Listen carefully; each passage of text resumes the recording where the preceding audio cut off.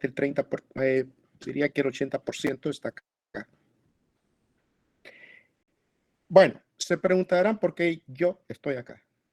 No sé si les habían comentado de que este día yo me haría cargo de la clase. Bueno, estoy acá para sustituir este día a la licenciada Scott, a Irma. Y como sabrán, siempre los maestros tenemos diferentes estilos de trabajo. Quiero que sepan que yo nunca me han preguntado, pero les diré mientras viene el resto de los estudiantes. Quiero que sepan que yo fui profesor de la Universidad de El Salvador. Fui profesor de la Universidad de El Salvador ahí por 1982. Estuve en San Salvador. Y pues fui profesor de la Universidad de El Salvador como sociólogo que soy. Pero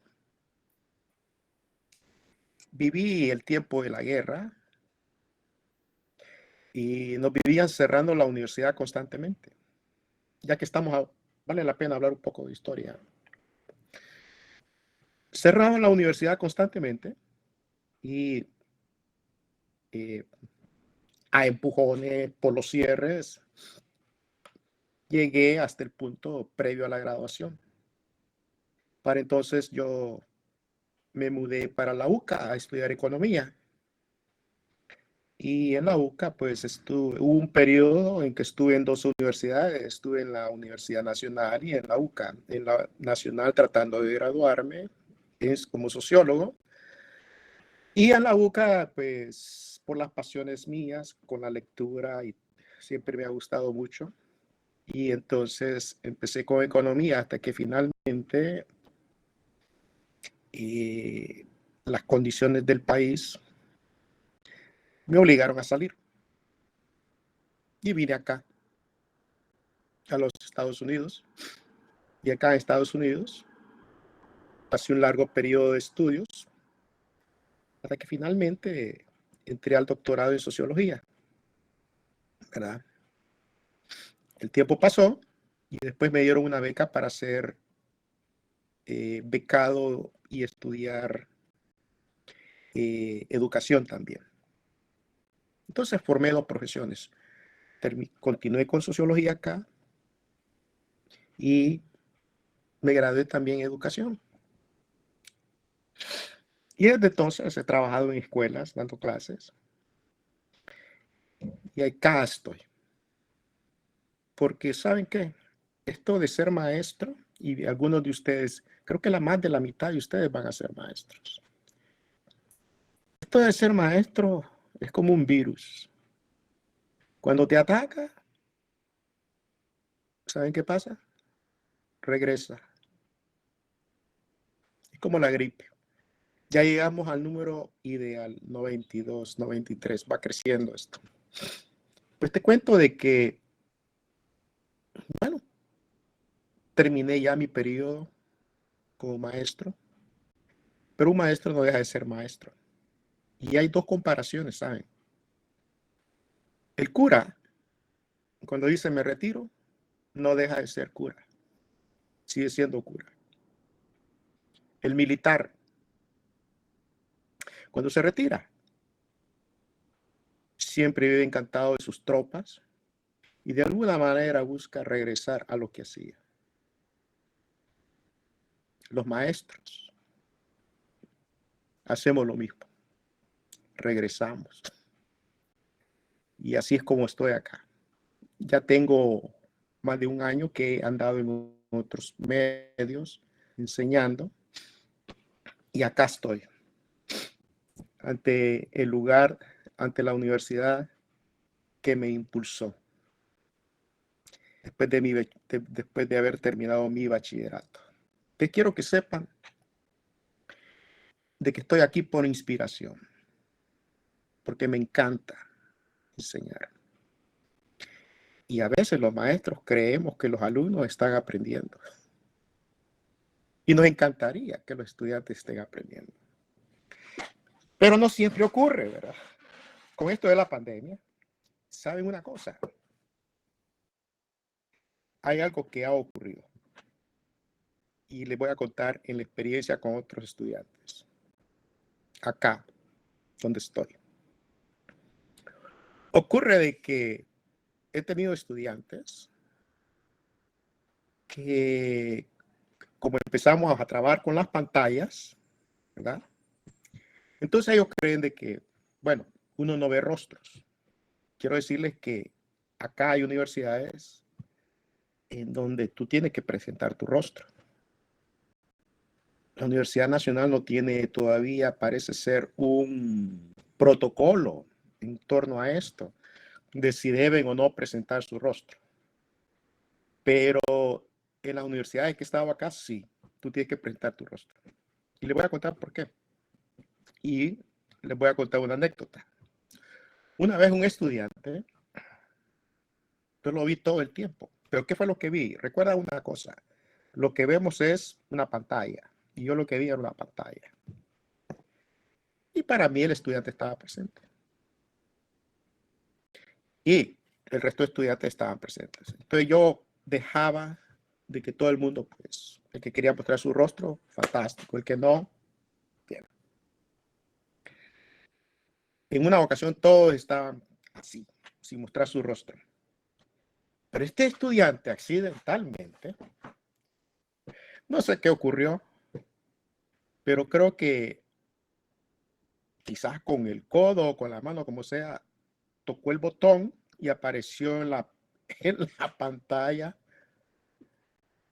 Pero ¿saben qué apareció? No el estudiante así como estoy yo aquí, atento, poniendo atención, sino que lo que apareció fue la cama. Apareció la cama y él estaba dormido. Y por la impresión que daba con el movimiento, quizás hasta roncando, diría. Y el resultado fue que todos nos reímos. Entonces, les cuento esta anécdota para que vean de que enseñar de esta forma está lleno de anécdotas. Y uno de los resultados fue de que esa universidad dijo, aquí necesitamos un protocolo, porque no tenemos garantía de que los estudiantes están escuchando o están participando o están oyendo. Y el resultado fue de que todo el mundo que esté en la clase tiene que presentar su rostro. Esa fue la disposición. Así que no les asombre de que un día les pidan eso si continuamos usando esta tecnología, ¿verdad? Yo acá no tengo poder como para pedirles eso, pero quiero que sepan de que es importante, porque miren, ustedes están en comunicación y estamos en comunicación. Y un factor importante de la comunicación es lo que vemos. Si no vemos, no sabemos. ¿Ok? Me encanta esa expresión. Si no ves, ¿cómo tú sabes? ¿Verdad? Entonces, cada vez que uno de ustedes se presenta y muestra su rostro, yo lo felicito, porque me hace sentir que estoy hablándole a otra persona con la cual me estoy comunicando y no estoy frente a una pared hablando. Así que eso quería comentarles. Bueno, 92. ¿Saben una cosa? Esta clase tiene 123 alumnos y yo con la licenciada hemos notado y dicho, bueno, pero ¿y qué pasa? De que si son 123, ¿por qué no tenemos 123 siempre? Todo el tiempo llegan hasta 92, 94, 92, 94, 92. Así está esto. Entonces, suponemos que hay aproximadamente 30 o 25 alumnos que probablemente dijeron, ya no me interesa esta materia, mejor la cambio. Puede ser que se han retirado o puede ocurrir, y por supuesto, no le han avisado a la maestra. O también puede ocurrir de que están ahí presentes y como en la historia que les conté, se durmió o siempre se duerme, o está trabajando y no se puede trabajar y estudiar al mismo tiempo. Disculpen. Es decir, simultáneamente. Pueden ser varias las causas, pero sí ya vi que estamos con el 93 y el 92 acá. Y también puede ocurrir lo que está ocurriendo, que muchos no tienen computadora o tienen una señal muy débil para poder comunicarse. Todo eso puede estar ocurriendo. Los maestros entendemos eso también. Pero sí, los maestros están obligados a preguntar, bueno, ¿y qué pasa con los otros 25 alumnos que no se hacen presentes? Y en algún momento, pues, se tiene que averiguar qué pasa con ellos. Porque no es posible averiguar hasta el final del curso, al final de toda esta materia, preguntar, bueno, ¿y por qué nunca fuiste a clase? No tendría sentido ya, ¿verdad? Así que en esa dirección estamos, de indagar por qué. ¿Saben qué? Felicito a todos los que se hacen presentes. Sé el esfuerzo que están haciendo, sé que no es fácil también, sé que cuesta dinero, sé que cuesta esfuerzo, pero hay algo importante. Si alguno de ustedes van a ser maestros, van a saber que aprender es fundamental y realmente nunca dejamos de aprender. Ante esto, pues voy a iniciar. La última vez hubo un estudiante que me ayudó para presentar los videos. ¿Está Dagoberto acá? Efectivamente, licenciado, buenos días. Oh, muy bien, Dagoberto. ¿Estás en disponibilidad de ayudarme de nuevo? Sí, claro, con gusto. Muy bien, Dagoberto. Entonces, mira, ahorita no vamos a empezar así, pero va a llegar un momento en donde voy a pedir tu asistencia porque vamos a presentar unos videos. Pues no crean que vamos a presentar solo videos, vas a tener que oírme primero. Entonces, estamos en esta materia que mezcla lingüística, historia y sociología. Entonces, si tú hablas con un lingüista, te dirá, ¿y qué es lo que estás estudiando? Eso no tiene nada que ver. Ustedes están viendo historia, te dirá. Y es cierto. Pero la realidad es de que no es un curso de lingüística, porque la lingüística es una práctica, es un estudio, una disciplina aparte. Un historiador te diría eso. Un lingüista te diría, eso no es lingüística. Solo vieron unos conceptos de lingüística. Es cierto, pero es que esta materia tampoco es solamente lingüística. Luego, un historiador dirá, pero que ustedes no entendieron, no trabajaron toda la historia de El Salvador o la historia. Y alguien dirá, pues ahí veo que trabajaron sobre el lenguaje. Y alguien dirá, sí, es cierto, pero es que tampoco solo era la historia, también era lingüística. Otro dirá, bueno, aquí veo mucho de sociología y antropología, pero no veo de lingüística. Bueno, en realidad ocurre lo siguiente, y no olviden esto. Esto es fundamental. Estamos estudiando las lenguas como un proceso histórico. Pero las lenguas no nos interesan por solo ser lenguas. Nos interesan porque tienen que ver con la interacción social. Una lengua no vive flotando. Una lengua vive a través de quienes las usan. Y en este caso, miren lo que estoy haciendo con mis manos. Estoy hablando de comunicación. El lenguaje es un medio social. Y como es un medio social, los lenguajes cambian. Los lenguajes tienen historia. Y cuando tienen historia, hay lenguas que nacen y hay lenguas que se mueren. Así, ¿verdad? Y hay lenguas que sobreviven, pero no del todo, sino que están mezcladas con otras, ¿verdad? Así que eso es lo que sabemos y eso es lo que estudiamos, ¿verdad?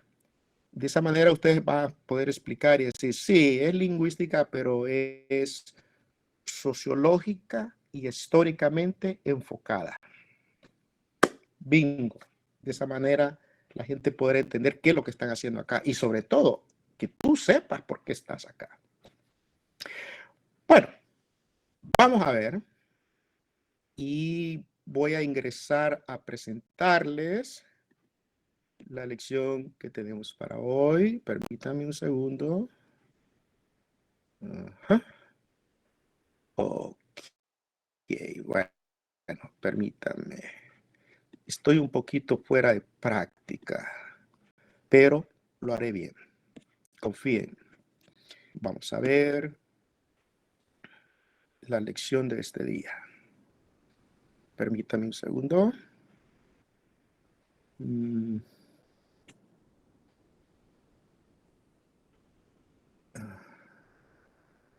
Cuando les pregunte si están viendo algo, me avisan, por favor. Porque aquí se oye un silencio total. Solo los tamales faltan. Y vamos a ver si ustedes están viendo. Bueno, en este momento probablemente no vean nada, pero dígame algo. ¿Ven una imagen en su pantalla en este momento? Sí. Sí, licenciado. Bueno, ¿qué dice? Lencas Lencas y pipiles. Perfecto. Fantástico. Estamos bien. Lencas y pipiles. Esa es la lección de este día, lencas y pipiles. Y antes que la inicie, pues, como sabrán, la maestra no está este día, yo me haré cargo de la clase, porque no queremos que ustedes se vayan atrasando, ¿verdad? Ella les podrá explicar y le podrán preguntar a ella por qué no estuvo presente, pero estoy yo. Lencas y pipiles. ¿Qué saben ustedes de los lencas y los pipiles? Vamos a ver, empecemos por ahí. ¿Han oído eso? Lencas y pipiles. Recuerden que no los estoy viendo, así que traten, como no compiten por participar, no me pidan permiso, simplemente digan algo. ¿Qué piensan de Sí, lencas? buenos días. Buenos días. Creo que los lencas son los que habitaban más que todo en una parte de México y Honduras, y los pipiles son más que todo los que radicaban aquí en El Salvador, aunque también habían algunas regiones de El Salvador que también eran lencas, creo yo. Correcto, así es. ¿Algo más? ¿Alguien más?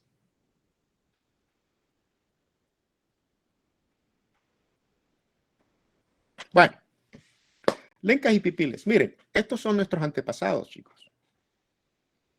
Son nuestros antepasados. Entonces, estamos estudiando, hemos venido recorriendo la historia de cierto modo. Hemos venido recorriendo cómo nació la lengua española, cuál era la meta, la disposición que tenían los españoles. Sabemos de que hubo un financiamiento de un rey y una reina que se juntaron, expulsaron a los árabes de lo que se llamaba la península ibérica, no se llamaba España todavía, ¿ok? Y entonces financiaron a un señor aventurero y este señor, por carambola y equivocación, vino a parar a Cuba, lo que sería ya parte de América, y sabemos que llegó también a diferentes partes, pues, y que luego él mandó mensajes y luego vinieron los conquistadores, en fin, todo eso lo sabemos, ¿verdad? Entonces, pero aquí hay un detalle. Hemos hablado bastante de los conquistadores. Hemos hablado de la lengua que ellos traen consigo, ¿verdad? Pero al otro lado del mar, digámoslo así, al otro lado del mar no está vacío. Ahí viven personas también. Ahí vive gente. Y viven diferentes gentes o diferentes pueblos. Ya está habitado. Por eso que la idea de que es un descubrimiento, no, ese es un error. Aquí no vino a descubrir nada nadie. porque ya aquí ya estábamos descubiertos por nosotros mismos, ¿verdad? Entonces, el asunto es de que cuando lencas y pipiles están presentes, pues ya esa es parte de su vida. Ya ellos tienen, bueno, antes de la fecha de Cristo, 800 años antes de Jesús, de la vida de Jesús, porque ese es el patrón que se usa en historia, uno de los patrones. Antes de la vida de Jesús, 800 años, ya están estas tribus, estos grupos de población viviendo en estas tierras, ¿verdad? Probablemente no tan abundantes, ciertamente, eran pequeños grupos, pero ya estaban. Entonces los españoles, ya sabemos, vinieron. Y lo que vamos a hacer este día es estudiar qué es lo que había al otro lado. Fíjate bien, oye lo que digo. ¿Qué es lo que había al otro lado? Sabemos lo que había del lado de donde vinieron. Ahora vamos a hablar de lo que había al otro lado. Porque aquí ocurre algo, del contacto entre lo que había al otro lado y el contacto con lo que venía de un lado, que era Europa, se llegó pues al periodo de la conquista, a la colonización y a lo que somos ahora. Así que veamos qué pasó. Resumen anterior. En la lección anterior, ustedes estudiaron la organización de los pueblos indígenas. Y cuando hablo de organización de los pueblos indígenas, estoy hablando que aprendieron acerca de cómo estaban cómo estaban formados territorialmente, qué lugares ocupaban. Saben que se encontraron lenguas, culturas, cosmovisiones, organizaciones espaciales y temporales distintas. Es decir, ya existía eso. Y, ojo con esto, acá hay un lugar, tenemos un mapa, y quiero que le pongan atención a la región de color verde. Esa región de color verde, y quiero que mentalmente ustedes se sitúen allá por 1490, ¿ok? Óigame bien, 1490. Ese colorcito verde que ustedes ven ahí es lo que se llama Mesoamérica. Mesoamérica todavía está, no ha cambiado. Bueno, sí ha cambiado, pero estoy hablando del espacio geográfico, todavía está. Pero Mesoamérica, esa es la parte que nos va a ocupar para hablar del desarrollo social, político y lingüístico, ¿verdad? Ese es el lugar donde vamos a ver parte de nuestra historia. Entonces sabemos de que Mesoamérica, lo que es América Central, bueno, para así decirlo. Lo que es América Central, ustedes van a ver que está como partidita. Hay una parte que color gris que dice Centroamérica, pero hay otra parte de color verde. Entonces quiere decir que lo que es hoy América Central tiene una parte de color verde que se extiende hasta México y que se llama Mesoamérica, y la parte de color gris que se extiende hasta Panamá y sigue hasta Colombia y que le llamamos, ahí aparece como Central America o América Central, ¿verdad? Pero en realidad América Central estaba como, llamémosle así, dividida, no en el sentido de división política, sino de territorios, ¿verdad? Territorios en donde habían poblaciones con ciertas características. Entonces, lo que se llama Mesoamérica tiene una razón de ser para llamarse Mesoamérica. Entonces, ahora vamos a comprender de que nuestro enfoque está centralizado en lo que es Mesoamérica. ¿Ok? Porque no viviendo, y como esta historia cultural lingüística de El Salvador, entonces no vamos a hablar de Panamá, de Costa Rica, ni siquiera tanto de Nicaragua. Pero sí vamos para como salvadoreños lo que nos acontece es lo que tiene que ver con El Salvador, y créanme algo, nos guste o no los partidos de fútbol, pero el asunto es de que nuestra historia está vinculada a lo que, si ven el color verde, vinculada a lo que es México y a lo que es Guatemala. Continuemos. Entonces este color verde lo voy a reducir en una parte más fácil de comprender. Miren, este color verde, acá ustedes lo están viendo con color hay un cuadrito, un recuadro que está a la derecha en la parte de arriba. ¿Lo ven, verdad? Cuando pregunto si lo ven es para ver si están ahí realmente. ¿Ven un recuadro? Sí, se ve. Ok. Y el color ya no es verde, ¿va? Sino que es color café. Es el mismo cuadro. Vean, lo que ha cambiado es el color. Verde. Y en el recuadro aparece color café. Entonces quiero que vean una cosa. Este recuadro es lo mismo que está acá. La diferencia es que en este mapa que tenemos acá, ya las regiones, lo que se ha logrado hacer acá es, bueno, como quien dice, ya vimos Mesoamérica. Ahora vamos a entrarle a Mesoamérica en detalles cada vez más precisos. Mesoamérica, en detalles bien precisos. Entonces, acá aparece un cuadro que sirve para leer el mapa. Y acá también comprenderán que lo que estoy haciendo es ubicarnos geográficamente. Porque si vamos a hablar de que los conquistadores van a llegar a un lugar, aquí estoy en un periodo donde todavía no han llegado, ¿verdad? Estamos en 1490. Aquí viven los pueblos indígenas, ¿verdad? Los pueblos propios o los nativos de la región, ¿verdad? Entonces, ustedes van a notar en los colores que hay dos colores que sobresaltan. El verde y un color amarillo, ¿verdad? Que está ahí. Fíjense bien, son los colores que más se destacan. ¿Y por qué se destacan? Y aquí les va la explicación. El color verde es lo que se denomina la civilización maya. Toda esa región verde que ustedes ven ahí fue controlada, fue un lugar de existencia para lo que conocemos como los mayas. Así que si ustedes se dan cuenta, Guatemala en este periodo, estamos en 1490, miren, Guatemala es esencialmente maya. Esencialmente maya. Belice aparece como esencialmente maya también. Pero también recuérdense de una cosa, que estamos en 1490. Alguien me podría decir, bueno, mire, ahí se está equivocando, señor, porque Belice es un lugar donde llegaron los ingleses y ahí se habla el inglés. Y yo le diré, es cierto lo que usted dice, pero ¿sabe qué? Yo estoy hablando de 1490.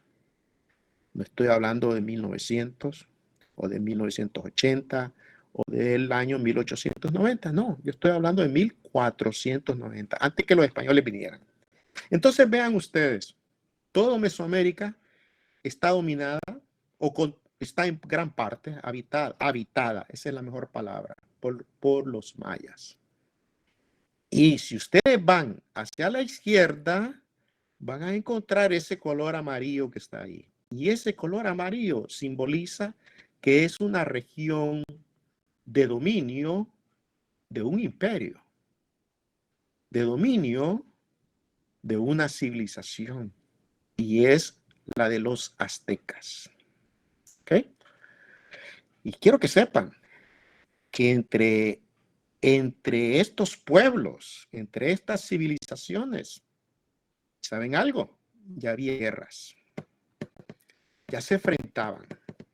Y se enfrentaban por el territorio, por expansión territorial, tal como ocurre en el presente, pero ahora es muy diferente, por supuesto.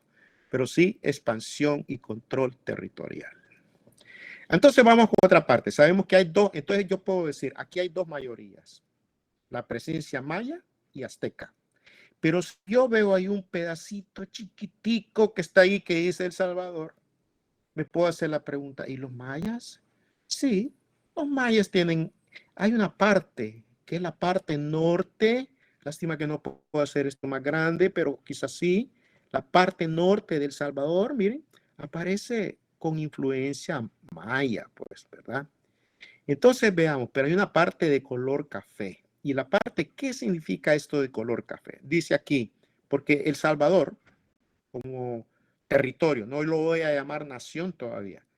Hoy lo llamamos una nación, pero en este periodo es un territorio. ¿Okay? Y dice, marca los límites de una cultura mesoamericana. ¿Qué quiere decir con esto? Miren, quiere decir que los historiadores y los antropólogos todavía siguen investigando quiénes vivían en estos lugares. Quiere decir que el verde, ya sabemos que ahí está habitado por los mayas, el gris habitado por los aztecas, y todo aquello que no está muy claro todavía lo tenemos color café, pero no quiere decir que no sepamos quiénes estaban ahí. Solamente que, ¿saben qué? No es un imperio ni es una civilización, sino que son como pueblos, pequeños grupos, ¿verdad? Pequeños grupos. Y esto de grupo es relativo, ¿verdad? Porque son como pequeñas sociedades, ¿verdad? Pero no son tan poderosas como que puedan tener tropas y puedan dedicarse a la conquista. Entonces tenemos también un color ahí de naranja, que creo que lo están viendo, en donde está la cultura olmeca, que es un grupo, también un grupo de nativos, de que tendía a expandirse, pero que si ustedes ven, fueron penetrados en parte por los aztecas y de hecho fueron derrotados por los aztecas. Bueno, así están las cosas con este mapa. Entonces, ahora nosotros nos podemos hacer la pregunta, entonces quiere decir que nosotros tenemos alguito, un soplido de los mayas. Sí, lo tenemos, ¿verdad? Pero no del todo, pero sí que lo tenemos, ¿verdad? Bueno, continuemos. Ahora, quiero que vean una cosa. El color café aparece a esta parte de México, a la izquierda, y aparece mezclándose hacia el sur de México en lo que se llama el Tehuantepec, el istmo de Tehuantepec. Aparece ese color café y luego se corta. ¿Por qué significa esto? Porque aquí penetraron los mayas, controlaron hasta la región, hasta lo que sería salida al mar a este lado. Pero van a ver de que el color café persiste todavía y llega hasta Costa Rica, Nicaragua y la parte norte de Honduras. Vamos a ver qué significa, vamos a ver poco a poco qué significa esto. Pero yo quiero que veas una cosa aquí que es muy importante. Que aquí no vamos a asumir que estos pueblos no conocían la guerra o no tenían conflictos entre ellos. Sí los tenían. Y aquí hay una palabra muy importante, civilización. Para que algo se constituya en una civilización, significa de que debe de tener una lengua, debe tener un territorio vasto o vastamente extendido, y aparte de eso, debe tener una administración de sus recursos, una especie de estado, ¿verdad? Es un estado, pero no es un estado como con las características de Occidente o de Europa. Vamos a ver cada vez más de esto. Bueno, entonces sabemos que estamos en Mesoamérica. ¿Qué sabemos acerca de esto, de Mesoamérica? Bueno, ya expliqué qué es el color verde, Mesoamérica, y veamos qué significa. Hay ciertas, le llaman Mesoamérica porque tiene ciertas características comunes. Dice, el espacio territorial es un espacio territorial con civilizaciones que comparten culturas y con cosmovisiones similares. O sea, se parecen. ¿Hay diferencia? Sí, pero el parecido es grande. Otra, cultivaban sus alimentos. Esto es muy importante. Cultivaban maíz, frijol y ayote. Y esto de cultivar sus alimentos es fundamental, muchachos, para hacer civilización.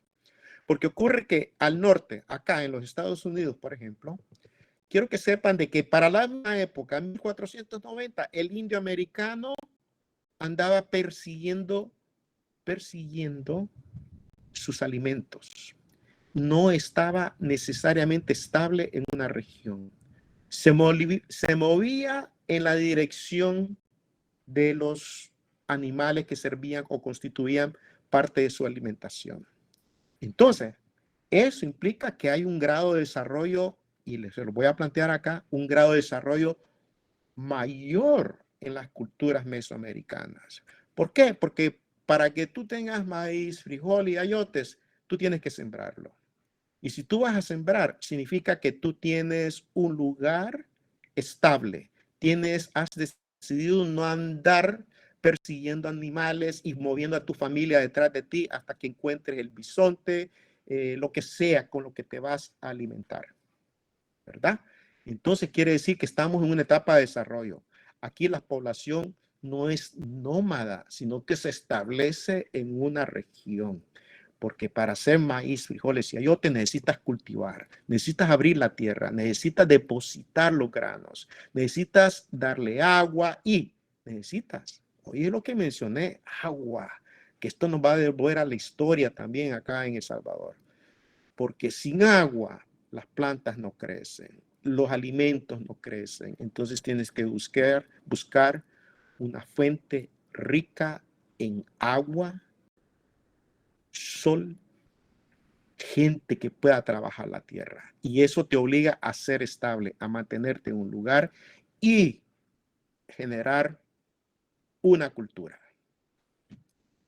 Otro aspecto importante. Tercero, relaciones de intercambio a larga distancia. Quiero que sepan, si tú ves este color café acá y lo ves todavía acá abajo de Guatemala y luego dice El Salvador, Nicaragua, Costa Rica, ese color café tiene una implicación. Y la implicación es de que hay aspectos culturales de algunas poblaciones que no solamente son similares, ya decimos que todos son similares, pero también indica de que muchos pobladores se trasladaron a estas regiones. Y les voy a decir algo, se dice que a El Salvador fueron muchos expulsados pipiles que vinieron de las tierras del Istmo de Tehuantepec, expulsados por otras tribus en esa región. Entonces, el pipil no necesariamente surge aquí como una flor del piso y luego florece de la tierra, sino que también es el resultado de algo que está muy en común en estos días, que son los procesos migratorios. Las poblaciones se trasladan de una región a otra y lo hacen con alguna relativa seguridad. Ahora usted dirá, bueno, pero ¿cómo es posible que una población se traslade de un lugar a otro cuando usted acaba de decir que se quedan y que se establecen? Cierto, pero ¿sabe una cosa? Si yo veo que usted con su pueblo se establece en un área y usted produce maíz, frijol y lo produce en abundancia, entonces yo con mi tribu digo, ¿saben una cosa? La población acá está creciendo. Necesitamos más tierra. Y lo que voy a hacer es empezar a ver sus tierras con el propósito de quedarme con ellas. No necesariamente que usted, acuérdese que en este periodo no hay propiedad privada de las tierras. Yo la tomo y usted se va. Si usted no se va, vamos a tener una batalla por esas tierras. Entonces, lo que es un fenómeno bastante común, frecuente en esta época, es que hay poblaciones que debido a las guerras se trasladan de un lugar a otro. Y también hay que agregar que no solamente son las guerras, también hay fenómenos naturales como los que estamos teniendo en estos días, que lleva a que hayan poblaciones enteras que tengan que mudarse. Vean ustedes cómo la historia tiende a repetirse. Hablé ya de migración, hablé ya de guerras y expulsiones, y ya hablé de cambios en el lenguaje, o por lo menos vamos en esa dirección. Luego dice, las relaciones de intercambio a larga distancia, el trueque. Recuerden que los nativos nuestros de esta época, ellos comercializan, pero más que no entendamos, cuando use la palabra comercio aquí, no la entendamos como la vemos hoy. Entendámosla más como intercambio. Yo te doy algo que a mí me sobra un tanto y tú me das algo que yo no tengo, y de esa manera es que se dan, que le llamamos de trueque, ¿verdad? O sea, quiero que sepan de que hay historiadores, investigadores que nos dicen que el comercio o el trueque existía a lo largo de toda esta región. Es decir, que habían personas que se mudaban de un lugar a otro, vendían y regresaban, ¿verdad? Otra cosa importante que debe tomar en consideración, que es un elemento que nos define como parte de Mesoamérica, no solamente es el contacto, sino que también hay, ¿qué cosa? Hay 2 calendarios, ¿sabían? Ahora yo les hago una pregunta. ¿Y para qué un calendario? ¿Para qué pueden necesitar un calendario estas civilizaciones?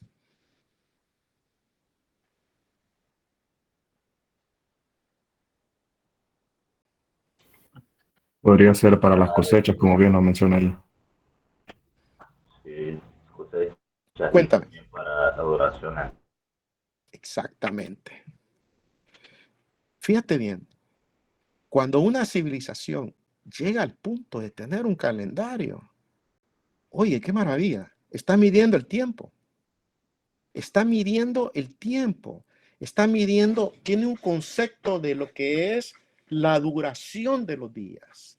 ¿Y por qué es importante? Porque sabe que no todos los días son iguales.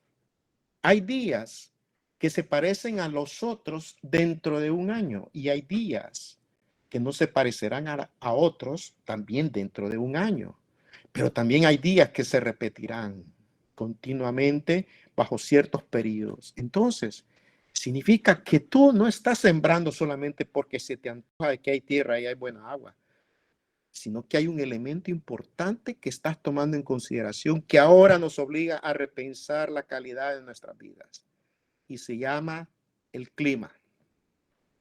Quiere decir que estas comunidades, estas civilizaciones tenían noción del tiempo y la noción del tiempo era, como ya alguien lo dijo aquí, para las cosechas.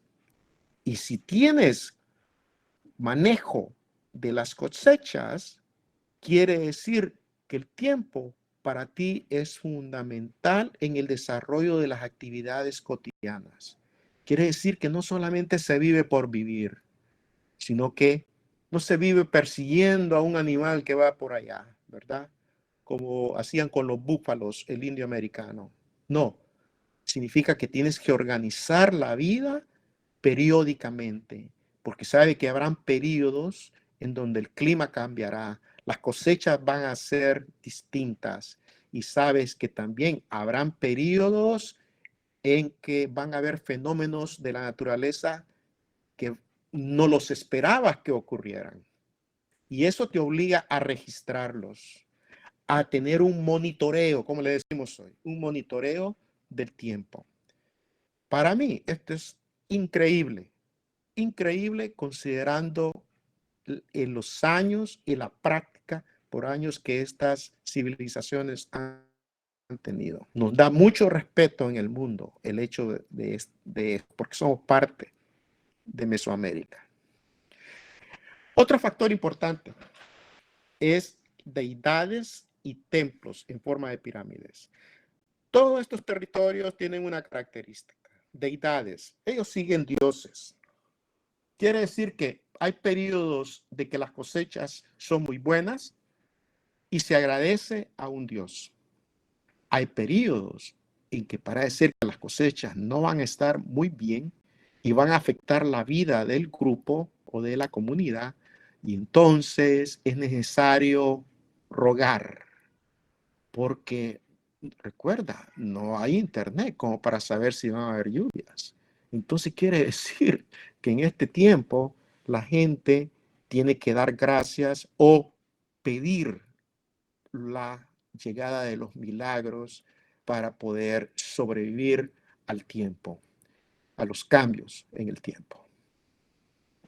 Otro factor importante, y todo esto te lo estoy describiendo porque esa manera de pensar y ver el mundo no estaba presente en los españoles. Por el contrario, no estaba viendo el mundo de esa forma. Deidades y templos en forma de pirámides. Todos sabemos que las pirámides eran centros de administración del tributo, centros de administración de la comunidad acerca de la dirección a donde se debe de buscar, digamos, recursos, y también eran centros de adoración. Y sabemos también de que una persona que vive trabajando el campo totalmente no puede estar estudiando las cosas de Dios. De tal manera que había personas expertas dedicadas a estudiar la posición de los astros, dedicadas a estudiar el tiempo y su desarrollo, y de esa forma estudiar lo que sería el cosmos, lo que sería el ambiente social que condiciona las cosechas, la vida, y con eso también a quién adorar, o los centros de adoración. Y ahí se construyen las pirámides. Otro factor importante. Recuérdate que las pirámides, el único lugar donde estaban presentes para esa época era en Egipto. Quiere decir que esto fue algo sorprendente para los españoles encontrar pirámides acá. Otro, sacrificios humanos. Ojo con esto. Sacrificios humanos. Extracción del corazón y esclavos. Esta es la parte de la historia de nuestros pueblos que está sujeta a debate, que está sujeta a investigación, pero que y hay quienes no están como muy a gusto con esto. Pero acá estamos hablando con lo que se sabe. Sacrificios humanos. ¿Alguna reacción habrá en ustedes? Hablemos de los aztecas. Los sacrificios humanos para los aztecas eran con el propósito de mejorar las cosechas. Era una manera de premiar o solicitarle a un Dios por seguridad en las cosechas, ¿verdad? Entonces, ¿por qué el corazón? Porque el corazón palpita, parece ir marcado por un tiempo, y es la expresión de lo que es la vida. Y la vida en su sentido más amplio, no solamente del que porta ese corazón, sino que de las cosechas también. De tal manera de que cuando habían periodos de agradecimiento o de solicitud a los dioses, entonces se escogía una persona.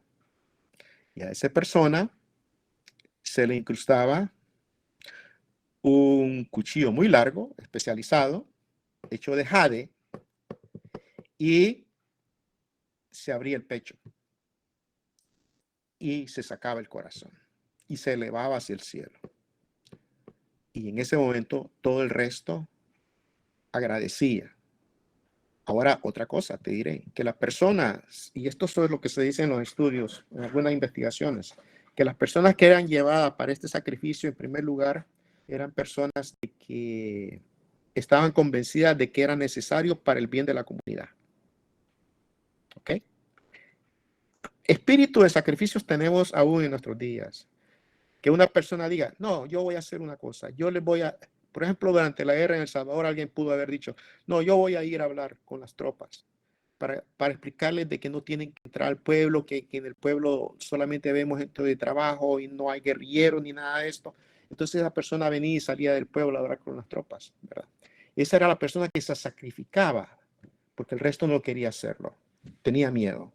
De igual manera, en estos periodos y de manera diferente, igual y diferente, existe la situación también de sacrificios, en el sentido de que hay una persona que lo hace, acepta eso. No es una persona que va peleando, no, yo no quiero ir, yo no quiero ir, yo no quiero ir, yo no quiero ir. No, era llevado, ¿verdad? Pero esa persona iba aceptando su destino y la llegada a un Dios para darle las gracias por las cosechas. Y esta persona, pues, le extraña el corazón. Se dice de que muchos de ellos iban endrogados. Es decir, que habían, no es como hoy que hablamos de drogas, ¿verdad?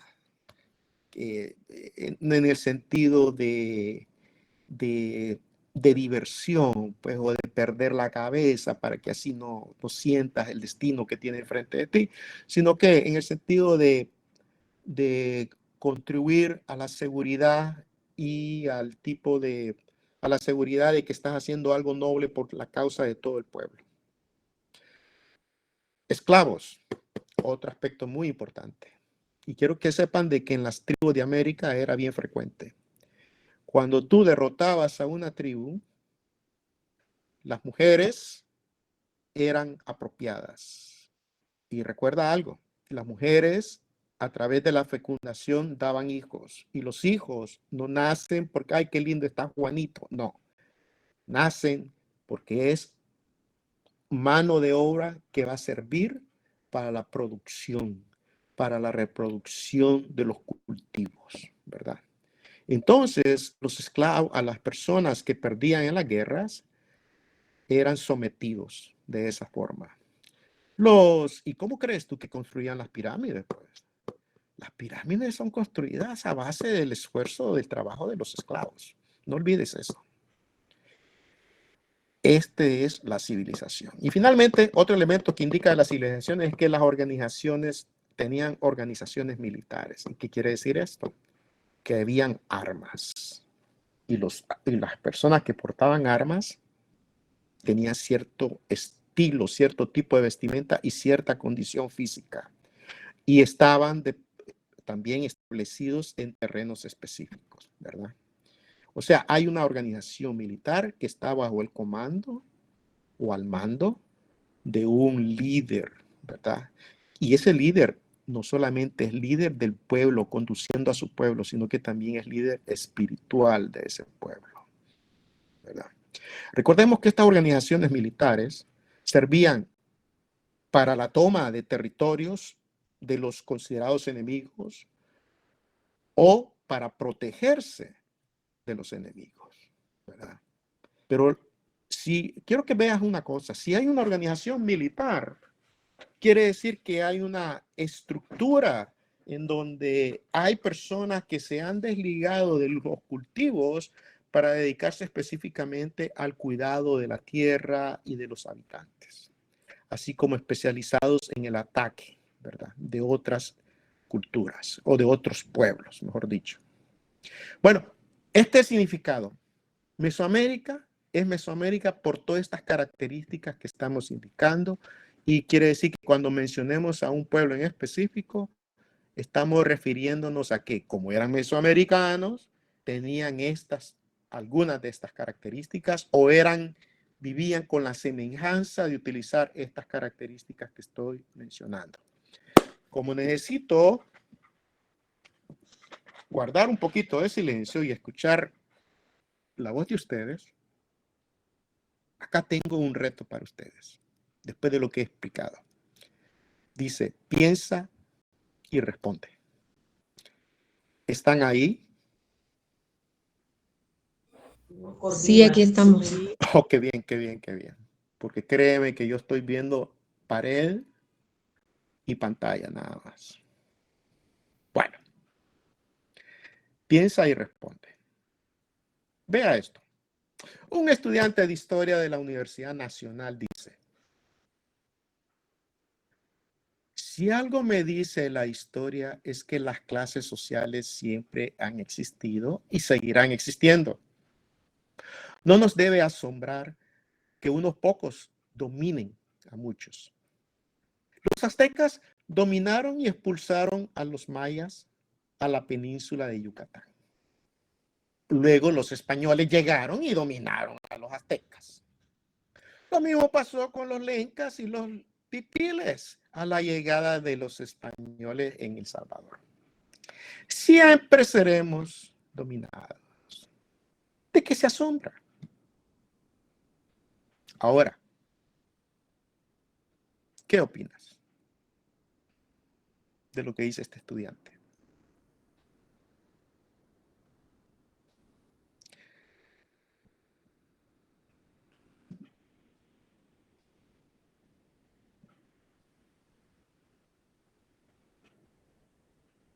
¿Tiene razón? ¿Qué me dice? Yo estoy de acuerdo con lo que él dice. Porque A, B y C. ¿Quién me dice? Yo estoy un poco de acuerdo, pero no del todo. O quién me dice, yo no estoy totalmente de acuerdo por esta razón.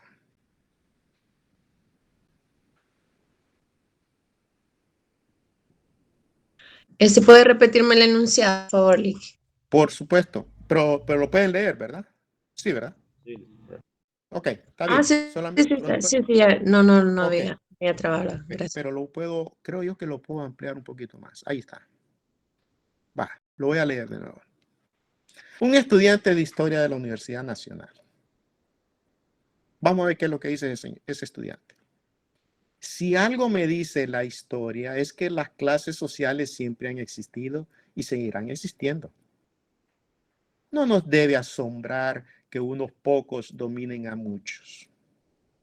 Los aztecas dominaron y expulsaron a los mayas a la península de Yucatán. Luego los españoles llegaron y dominaron a los aztecas. Lo mismo pasó con los lencas y los pipiles. A la llegada de los españoles en El Salvador, siempre seremos dominados. ¿De qué se asombran? ¿Qué opinas? Buenos días, licenciado. Sí, buenos días. Bueno, para empezar, ¿verdad? Creo que él no toma en cuenta muchos aspectos que se dieron durante la conquista, ¿verdad? Los nativos, los americanos, tenían un gran número, ¿verdad? No eran minoría comparado con los españoles. ¿Qué es lo que pasó? Que los españoles trajeron consigo muchas enfermedades que fueron mermando, ¿verdad?, el número de habitantes, porque no teníamos las defensas. Igual trajeron armas, ¿verdad?, que, o sea, tal vez no eran lo más avanzado, pero en comparación de las armas que poseían los nativos, que eran de piedra o de madera, ¿verdad?, incluso ya traían pólvora. Entonces, todo eso fue un factor influyente, ¿verdad?, en lo de la conquista. No fue solamente por las clases sociales, ¿verdad?, que se realizó la conquista acá en América, sino que también influyó mucho, ¿verdad?, las discapacidades que teníamos en ese momento, ¿verdad?, como para tratar las enfermedades que venían, para contrarrestar las armas que traían, ¿verdad? E igual, cuando se daban las guerras, ¿verdad?, entre los diferentes pueblos acá, algunos tenían guerreros más preparados o un mayor número de guerreros. E igual, tal vez las armas, algunos poseían unas armas mejor refinadas que los demás. Eso es Muy bien. Gracias por participar. Gracias. Gracias. Me gustó un aspecto que señalaste y tiene que ver con lo que yo voy a llamar las tecnologías de la época, ¿verdad? Muy importante. ¿Alguien más? Sí, buenos días. Buenos días.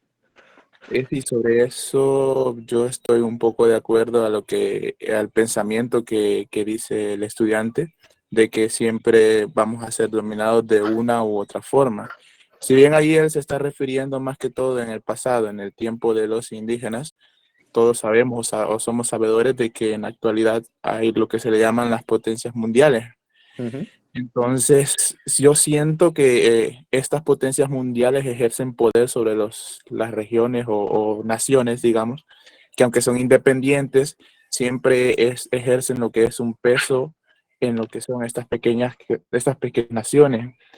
Y por eso es que, bueno, muchas teorías conspiranoicas dicen que a Estados Unidos le favorece que aquí América Latina, digamos, seamos siendo de bajos recursos, porque claro, si llegáramos a tener mejor armamento, mejor equipamiento y mejor tecnología, podríamos representar un peligro. Entonces, por es que siempre existen ciertas modulaciones que esos países así, potencias, ejercen sobre los otros países más pequeños para que estos no crezcan. A ellos les conviene que nosotros no crezcamos para que no representemos un peligro, porque al final todos van buscando la seguridad, por así decirlo, y mantener el dominio. Entonces, por es que vemos que en el mundo, cuando una potencia mundial de esas tiene un problema, explota todo y se hace lo que es las guerras mundiales, porque claro, unos apoyan a un grupo y otros a otro, dependiendo a qué les conviene apoyar, por la fuerza que este ejerce sobre ellos. Muy bien. Gracias. Gracias. Y tú introduces un concepto importante, el concepto de potencia y el concepto de dominación o dominio. Muy bien. Gracias. ¿Alguien más? Sí, quería hacer, ¿no? Yo estoy de acuerdo con lo que dice el enunciado. En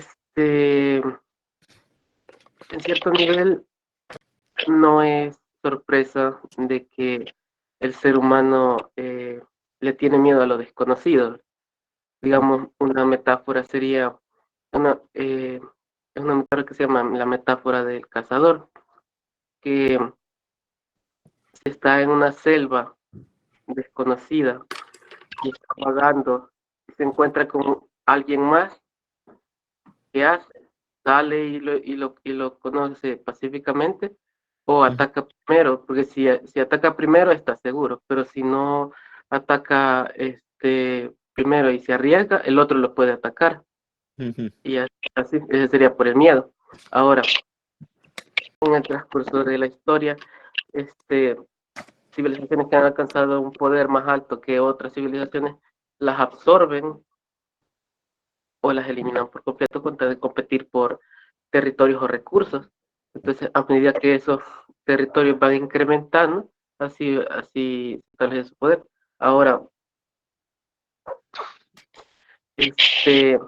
que los conquistadores vinieran aquí y descubrieran sociedades que tenían menos poder, en esa época era la mentalidad de todos los, de varios de los de las sociedades avanzadas que existían en ese entonces, el seguir conquistando terrenos, territorios. Encontraron y conquistaron. Y así incluso hasta la fecha, ahí está Rusia tratando de conseguir más recursos, en este caso petróleo, digamos. Ahora, teóricamente, si nos saltáramos al futuro y tendríamos, esto ya solo es teoría, de que existen o no los extraterrestres. Si no existen, bueno, sigamos peleándonos aquí en nuestro pequeño planeta hasta que se muera el sol y o estamos afuera del planeta ya o nos morimos con el sol. Pero digamos que existiera otra civilización afuera, ¿qué tan avanzada, digamos, emocionalmente son si se comportaron de la misma manera en la que empiezan a competir por recursos, porque los recursos se van acabando, tienen que pelear por su supervivencia? Si su sistema solar también está muriendo y tienen que salir para conseguir más recursos, van y encuentran el nuestro, van a venir pacíficamente o van a conquistar porque estamos menos avanzados. Oye, si nosotros saliéramos, nuestros recursos se están acabando, hemos evolucionado lo suficientemente emocionalmente como para no ir directamente a atacar y cosas así. Es como una cualidad humana, como una, bueno, o morir o seguir viviendo. Pero lo otro sería más emocionalmente porque existe la opción del diálogo. Bueno, muy bien. Bueno, gracias por sus participaciones. Y aquí viene un detalle importante, ¿va? No, como dice la palabra, aquí dice, ¿qué opinas? ¿Verdad? Ustedes arrojan elementos muy importantes. han mencionado aspectos importantes como las rivalidades o la competencia por los recursos. Han mencionado, no, tal vez no con estas mismas palabras, yo pongo la palabra tecnología, ¿verdad? La tecnología de la época. Es decir, que la tecnología de la época es, como alguien decía, ya conocían los cañones, el hierro, conocían la pólvora, y es fácil someter a un grupo utilizando todos esos recursos. Entonces quiere decir que la tecnología, aún así en el presente, la tecnología sigue siendo un factor importante en el desarrollo de la humanidad, pero también en el resultado o los resultados que el desarrollo de la humanidad pueda tener también. Entonces, en ese sentido, me parece que la contribución de ustedes es grande también. Alguien también mencionó de que tenemos un aspecto importante y que es conducente a esto, que es el dominio, ¿verdad? En realidad, lo que él dice es cierto en parte, pero también hay otros detalles importantes, y es de que existen culturas o sociedades que no son imperios, como ocurrió con los aztecas y los mayas, sino que son culturas mucho más pequeñas. Nosotros no llegamos a alcanzar pirámides como la de ellos, pero que sí existían una forma de organización social en esos medios, ¿verdad? Y esos medios, quiero que sepan algo, lo que la historia nos dice, lo que la antropología nos dice, es de que, y la sociología también, es de que en toda sociedad es necesario una dirección, un sistema que haga funcionar las diferentes partes que integran ese sistema. Y que ese sistema como función solo puede funcionar a través de la presencia de una dirección. Y esa dirección puede ser elegida en común o puede ser promovida como resultado de representar a esa población como un poder divino, ¿verdad? Todos estos factores participaron. Entonces yo no tengo para ustedes decirles esta respuesta correcta, esta es la respuesta correcta, esta es la incorrecta. Eso es algo que ustedes van a ir desarrollando a lo largo de este curso, pero sí es un hecho. Agresión, aquí hay hechos indiscutibles. Uno, que existen dominio, existen guerras y las guerras se dan por los recursos. Aunque tecnológicamente estas civilizaciones no tengan lo que tenían los españoles, ya tenían guerras, ¿verdad? ¿Pudo haber cambiado el curso de la historia si ellos hubieran tenido toda la tecnología que los españoles trajeron en la época? Puede ser que el curso de la guerra haya cambiado de alguna manera. Y se lo voy a decir por qué. El indio americano, por ejemplo, cuando vinieron los ingleses, franceses, que fueron los que llegaron, el indio americano estaba igual que como que los nuestros. No conocían el hierro y no conocían de las armas y de la pólvora. Pero hay un detalle importante. Ellos aprendieron eso y lo aprendieron rápido.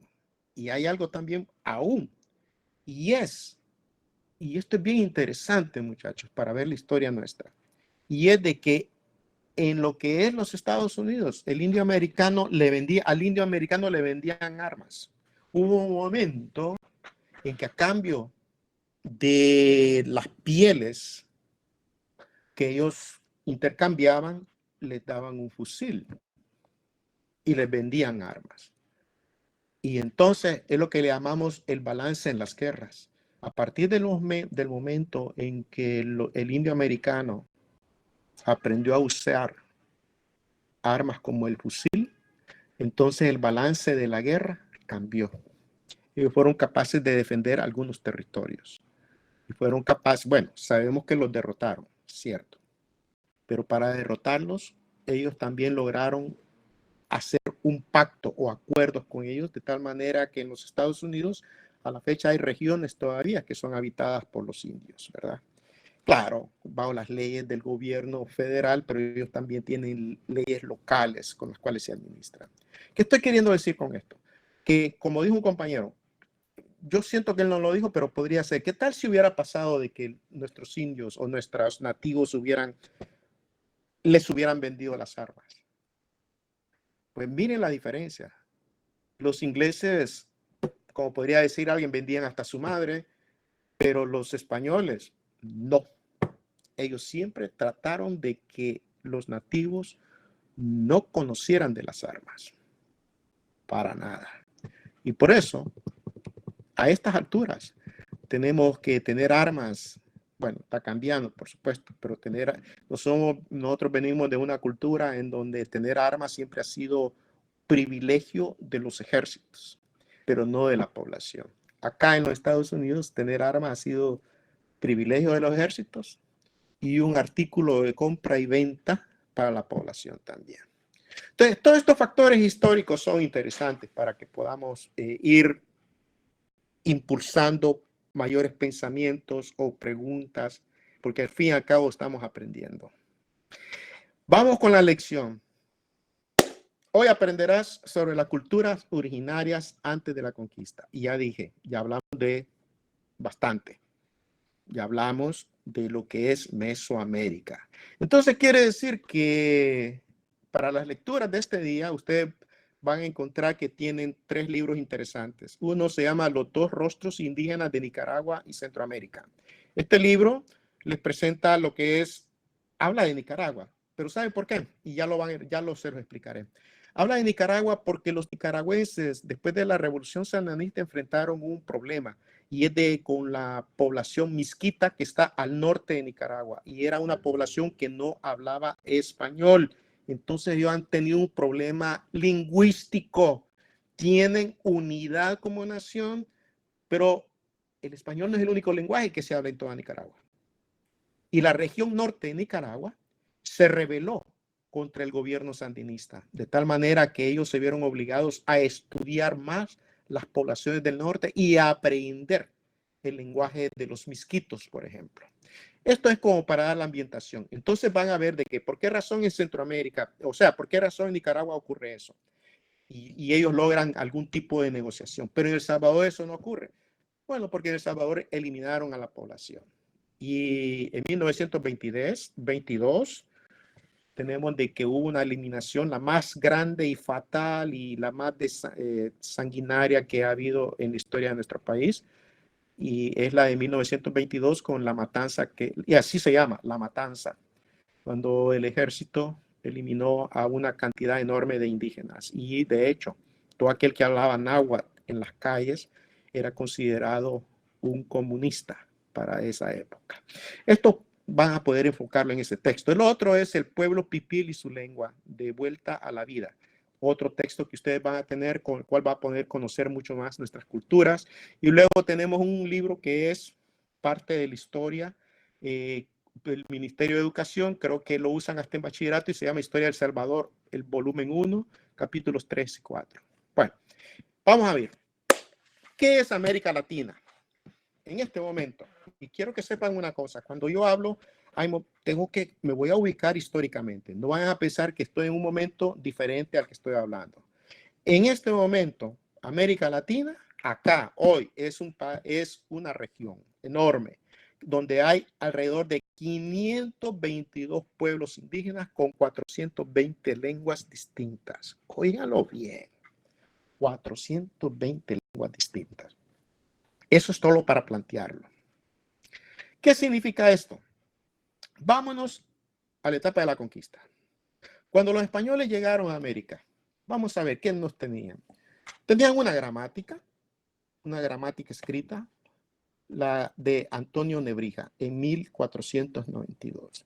¿Y qué importancia tiene la gramática? Bueno, la gramática es que ya tienen un sistema o reglamento acerca de cómo se debe escribir, y el cual era traspasado especialmente los primeros a aprender el sistema eran las personas que trabajaban en los monasterios o eran curas de la época, y pues después seguían también los que tenían dinero, por supuesto, ¿verdad?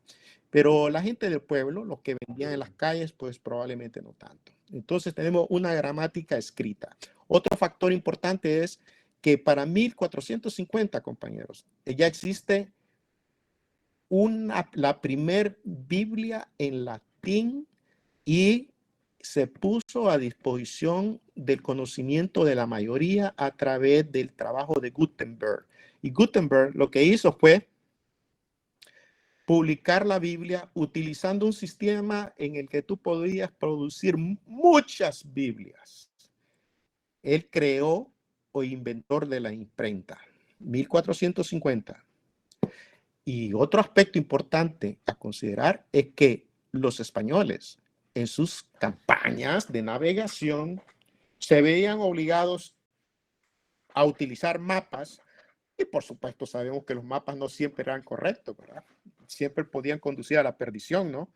Y otra cosa es que tenían la obligación, el capitán, siempre de tener un diario de navegación. ¿Qué significa? Tenía que conocer algo de gramática española, cómo escribir.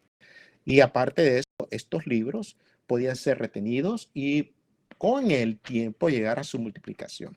Entonces, ¿qué quiere decir? Que cuando los españoles llegaron a América, ellos traían una ventaja importante. No voy a decir que la ventaja es la lengua, porque la lengua ya existía. Nuestros pueblos tenían una lengua también, pero tenían la capacidad de escribir y de poder transmitir ideas muy amplias y hasta la religión misma, ¿no? Entonces los españoles esperaban, ¿qué esperaban los españoles cuando vinieron?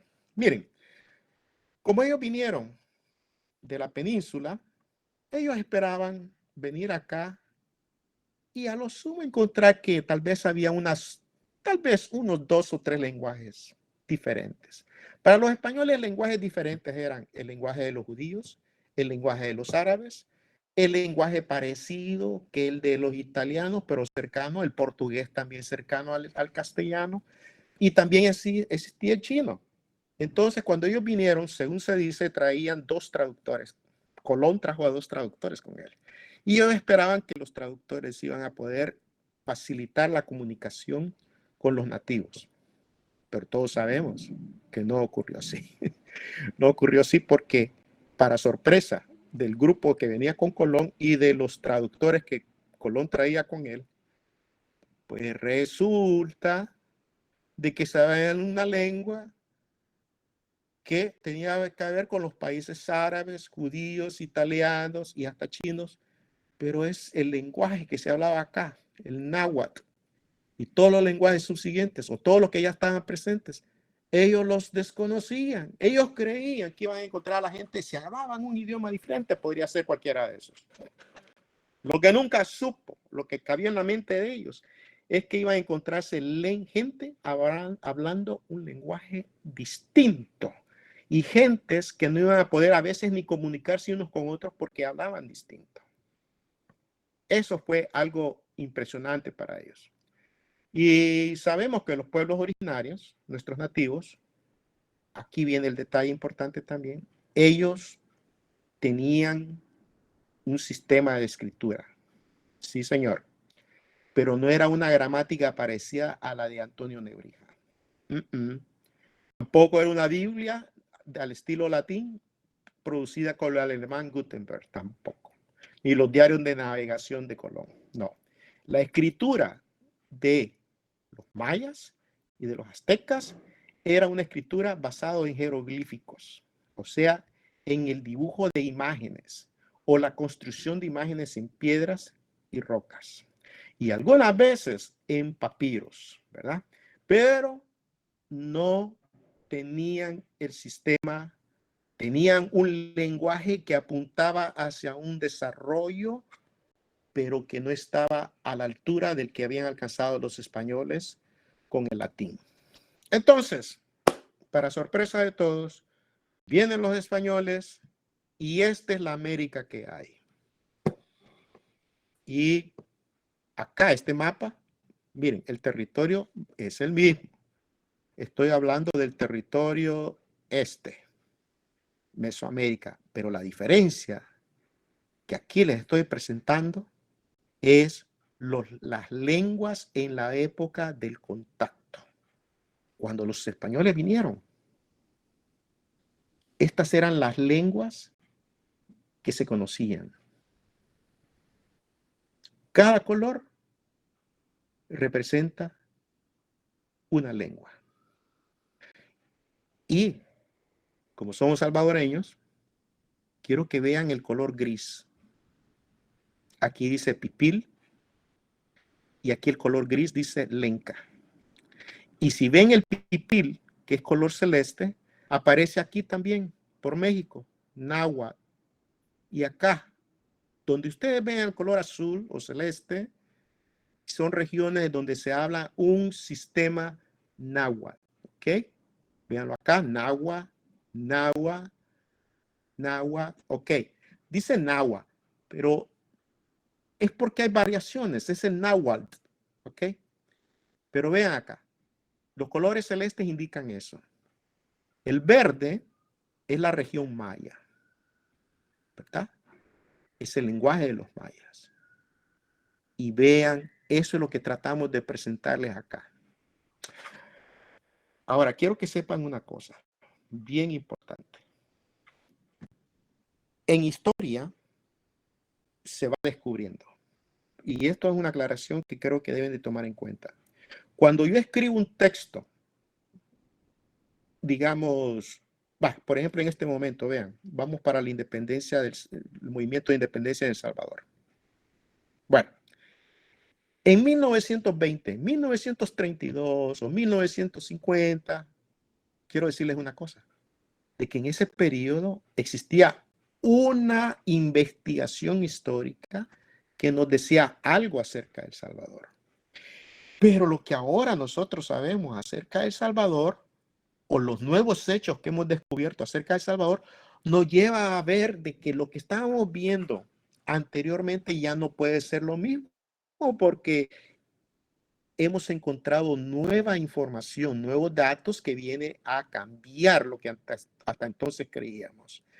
Este mapa que tienen ustedes aquí presenta diversidad de lenguas, lo cual es un choque cultural para los españoles. ¿Y qué quiero decir por choque cultural? Que llegas a un país, a una nación, llegas a un territorio y tú esperas que la gente te habla una lengua de la cual no traes nadie que pueda servir de traductor, porque las lenguas que saben no son las que ya están acá.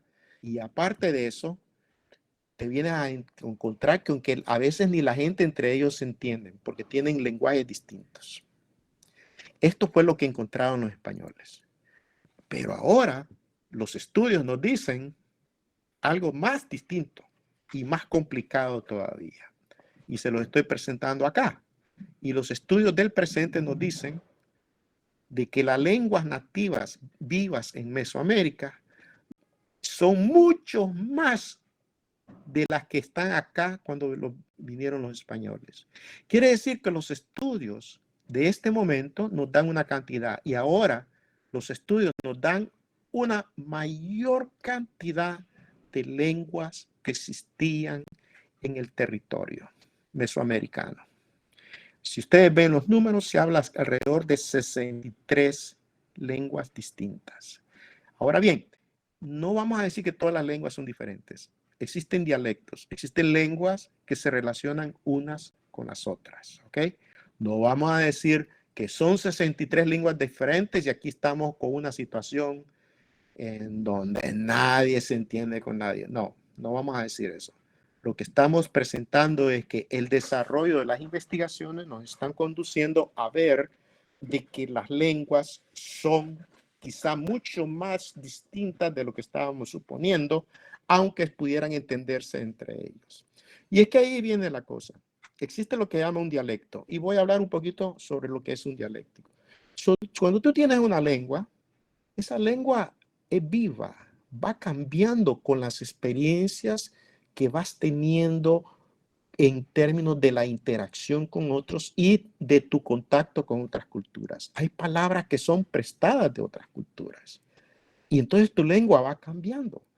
Pero eso no quiere, y entonces cuando tu lengua va cambiando por el hecho de contacto con otras culturas o el surgimiento de nuevas palabras, entonces el lenguaje original que tú hablas se va convirtiendo en una especie, va dando surgimiento a lo que le llamamos un dialecto.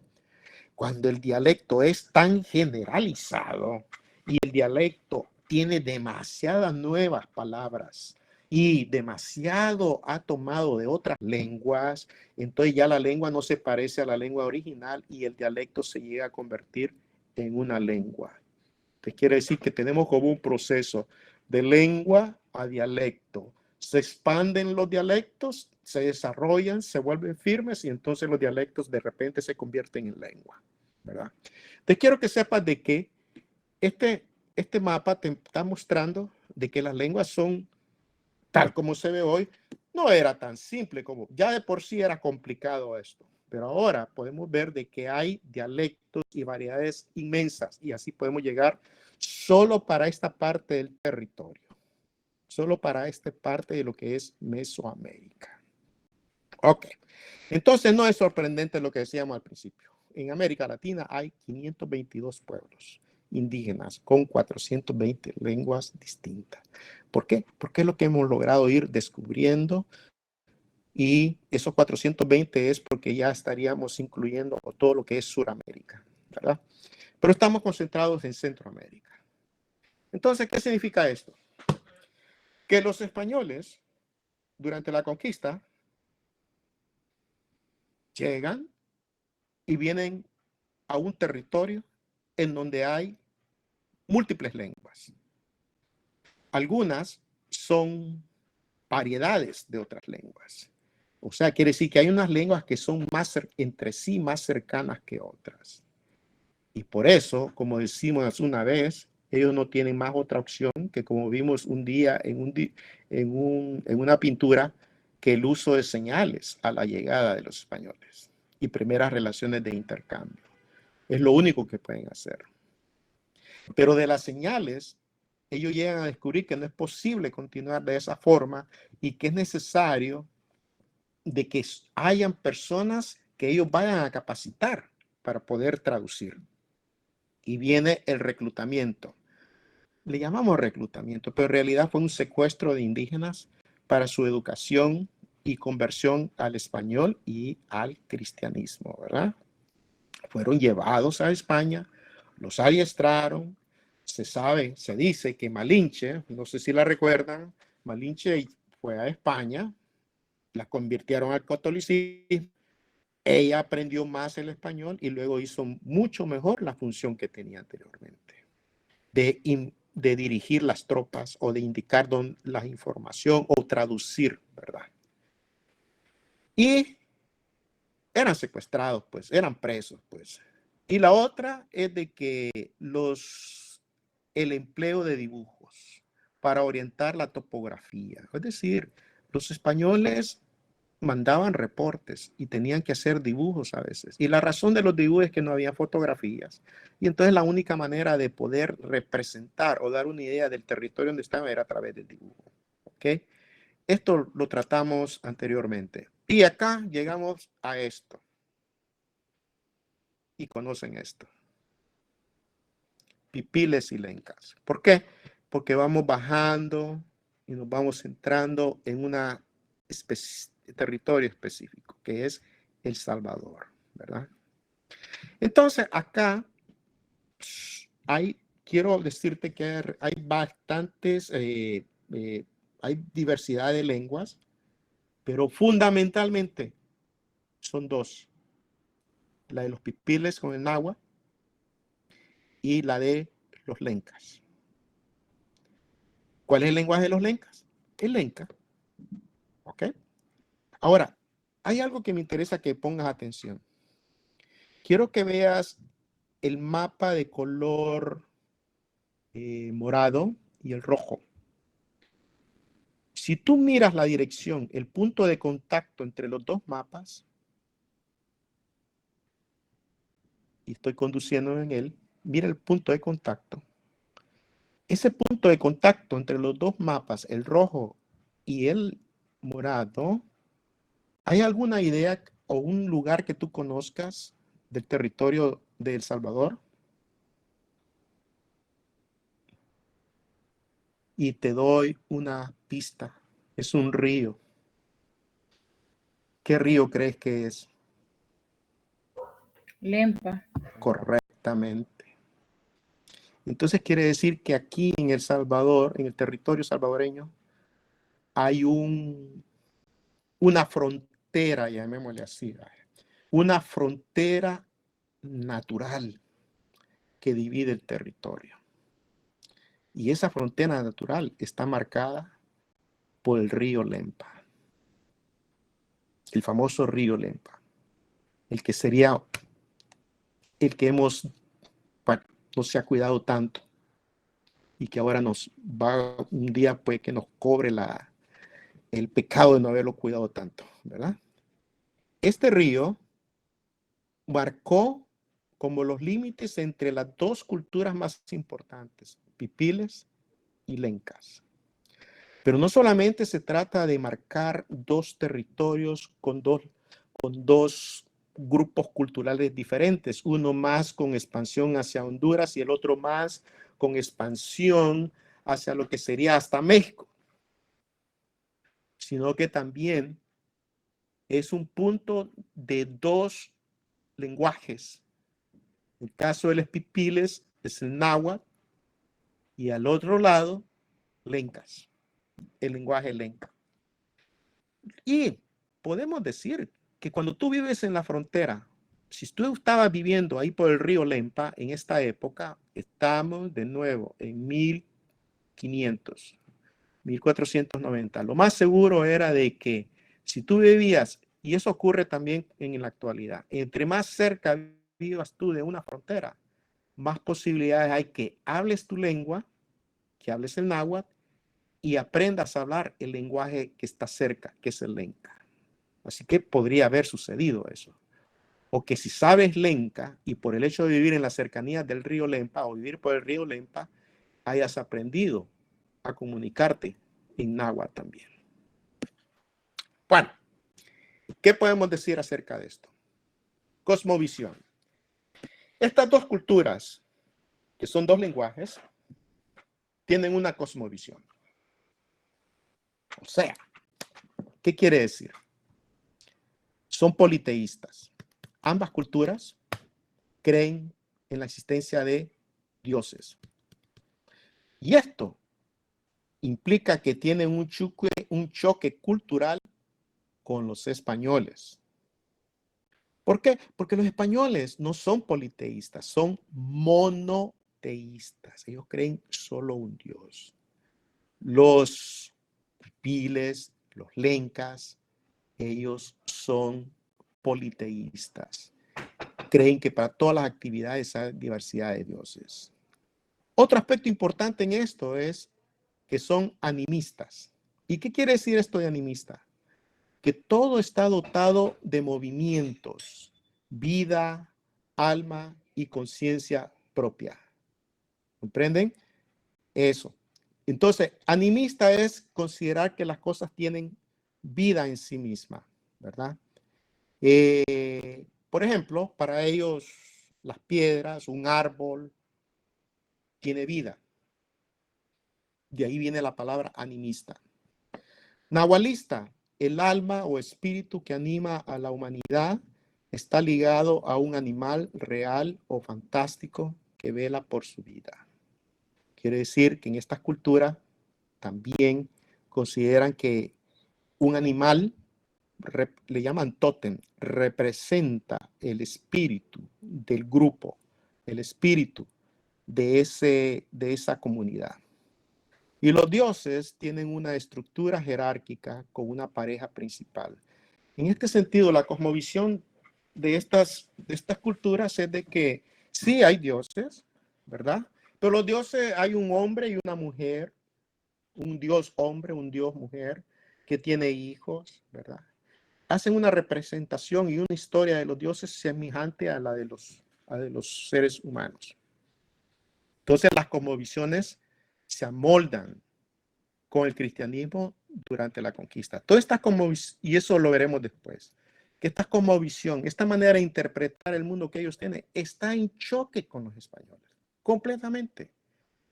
No solamente por el politeísmo, sino que ellos consideran que un árbol es un árbol, ¿verdad? Y es madera que servirá para la construcción. Pero cuando soy animista, el árbol tiene un espíritu. Y antes de cortar parte de ese árbol, yo le doy gracias al árbol mismo, le agradezco por el hecho de que su vida me va a permitir vivir a mí. Bueno, esto explica bastante acerca de que la cosmovisión que nos puede ocupar bastante tiempo, y podría hablar un poquito más sobre los pipiles y los lencas, pero yo creo que valdría la pena que tengamos un video que ver, ¿verdad? Y aquí voy a salir de esto y voy a pasar a la ayuda de un compañero.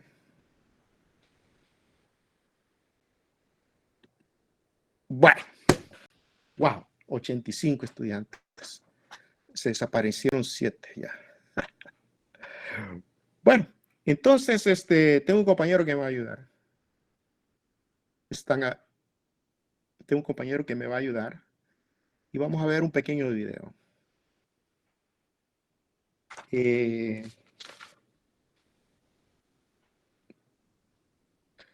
Tengo un compañero.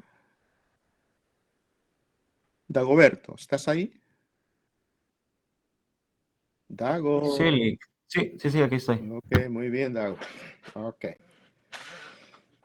Vamos a ver un video para concluir esta lección. Les diré una cosa. He presentado y he hablado lo que yo diría demasiado. No he oído mucho de ustedes. En este momento, como maestro, a mí me gusta que haya participación y para eso vamos a ver un video a ver si hay alguna participación. Aunque ya estamos a 10 minutos. Por lo menos tratemos de ver este. Ok, lo voy a mandar como la vez pasada. Lo recibirás acá y quiero que me lo pongas. ¿De acuerdo? Sí, está bien. Compártalo aquí en el chat. Bueno, perfecto. Vamos a ver.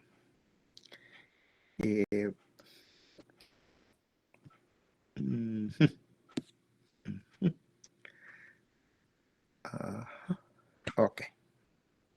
Vamos a ver este video. Antes que se me duerman todos.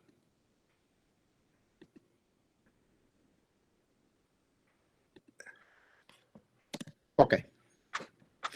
Ya lo envié. Espero que vean el video.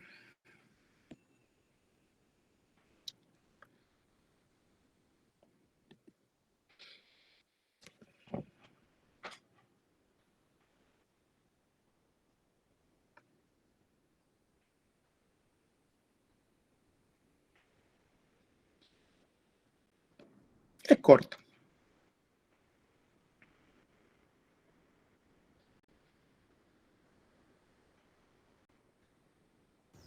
Yectunalmuchi, Nahanutugay Tamastiani Amilcar Ramírez, Nahaninemiga Santiago Tetzacuango, Hashan Titagetza y Pampa Tutechan Metzalis Palcuscatán. Buenos días a todos, amigos y amigas. Mi nombre es Amilcar Ramírez, soy maestro de náhuatl. Este día vamos a hablar acerca de los pueblos indígenas de nuestro querido El Salvador. En nuestro país, El Salvador, existimos actualmente 3 pueblos indígenas, los pueblos náhuatl, los lencas y los cacahuiras. La mayor parte del territorio tiene pueblos de descendencia náhuatl. Sin embargo, antiguamente coexistieron otros asentamientos, entre los cuales podemos mencionar. En la zona occidental se ubicaron los pueblos pocomames y xincas. En la zona norte, los pueblos chortis. Actualmente, en la zona oriental viven los pueblos cacahuira, donde ahora en día es Morazán y San Miguel. En Usulután, San Vicente y parte del actual San Miguel viven los pueblos lencas que vinieron de Honduras. En la zona de la Unión estuvieron los pueblos ulúas. Debemos mencionar que el río Lempa fue una frontera natural entre estos pueblos. Por cierto, la palabra Lempa está en náhuatl, proviene de las palabras at y tempa, que sería agua de las orillas, y como en efecto es una frontera, debe de estar a la orilla de los pueblos náhuatl. Nuestros pueblos todavía mantienen sus nombres indígenas, por ejemplo, Panchimalcu, Santa Isabel Izhuatán, San Pedro Nonualco, Itzalcu o Izalco, Suyapancu o Soyapango, San Miguel Tepezonte o Santiago Tetzacuango. Los pueblos indígenas seguimos vivos hoy en día.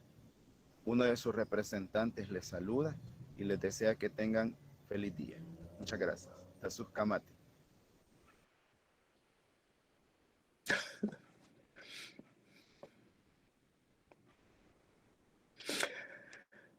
Bueno, ¿alguna opinión? Vamos, una pregunta. ¿Qué tal? ¿Cuántos de ustedes, hay alguno de ustedes que le gustaría aprender náhuatl? Sí, sería muy bueno.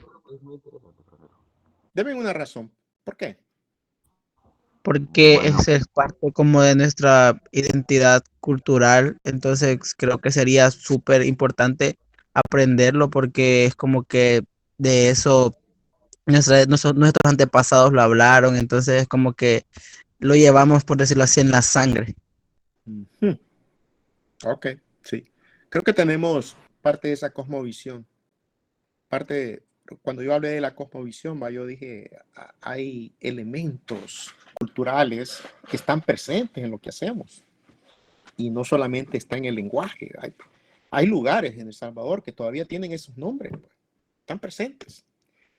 Y también es cierto algo, que hay fuerzas a las cuales un lenguaje nativo tiene que enfrentarse, ¿verdad? Les voy a poner el primer ejemplo. Uno es de que la ridiculización ocurre. Por ejemplo, en Guatemala y en parte del sur de México existen lenguas nativas. Y cuando ellos hablan o usan su lengua, ¿saben qué ocurre? La gente se burla de ellos. Y lo que hace la población para evitar la burla es callar o esperar la oportunidad de estar con otro que sea de su misma cultura para poder hablar su lengua. Eso ocurre. Y en el presente. Otro aspecto. Que venga alguien y te diga, ¿qué estás estudiando? Estoy estudiando náhuatl. ¿Qué estás haciendo? ¿Por qué no aprendes inglés mejor? Inglés tenés que aprender, no náhuatl. ¿Por qué creen que alguien diría, aprendí inglés, no náhuatl? ¿Por qué creen ustedes que alguien diría algo así? Porque los hay, pues. mayormente por negocio. ¿Verdad? Y en realidad no hay nada de malo con los negocios, ¿verdad? Si tú eres bilingüe, I am bilingual. I can speak in English and Spanish. I know both languages. And I'm going to tell you something. It helps you. You can work, you're going to get a job, and it will be fine. ¿Qué estoy diciendo? Hay ventajas en ser bilingüe, especialmente una lengua que te permite conseguir trabajo, ¿verdad? Ahora, el náhuatl puede ser que me ayude a conseguir trabajo para hablar con otros en náhuatl, o como dijo el compañero, para trabajar sobre mi cultura e identificar más acerca de mi cultura. Pero es probable de que no me sirva cuando alguien me dice, pues sí, pero ese tiempo mejor debería de usar inglés porque es el idioma de los negocios. Así que ese es uno de los problemas que siempre pasa a todo lenguaje. Todo lenguaje, para sobrevivir, necesita ser útil. Si nosotros no usamos un lenguaje, ese lenguaje tiende a morir. Pero si ese lenguaje se usa, puede sobrevivir. Así que dejo este interrogante con ustedes porque es algo de que vamos a tener presente a lo largo de este curso también. Hemos llegado ya a la hora exacta, faltan 2 minutos. Si tienen alguna pregunta, acá estoy para que poder responderles. Yo dije, les dejo la interrogante. ¿Qué les conviene? Y si les conviene, ¿por qué no aprender lo otro, verdad? Bueno, no sé si tienen preguntas. Ya tiene algo que decirles. Sí, buenos días a todos y todas. Profesor, no es pregunta, pero de mi parte agradecerle también por el tiempo y por transmitirnos, ¿verdad? De los conocimientos que usted ha adquirido. Gracias también por llevar a cabo la sesión del día de hoy. De mi parte me encuentro agradecida de igual manera de parte de la licenciada Irma. Y solamente espero que todos y todas pasen un feliz día y solamente. Gracias. Y igualmente, gracias a todos por atenderme. Me seguirán viendo. Puede ser que hasta personalmente pronto. Y gracias por venir a la clase. Gracias por escucharme. Gracias por alguna de las preguntas o comentarios para los que participaron. Y igualmente les deseo un día fabuloso, grandioso. Y nos veremos pronto. Feliz día, licenciado. Igualmente, feliz día. Gracias, igualmente. Buen día, Liz. Hasta pronto. Hasta pronto. Gracias, licenciado. Feliz día. Feliz día, Jennifer. Pase buen día, Eli. Feliz día, licenciado. Gracias, Dago. Gracias, Enrique. Buen día.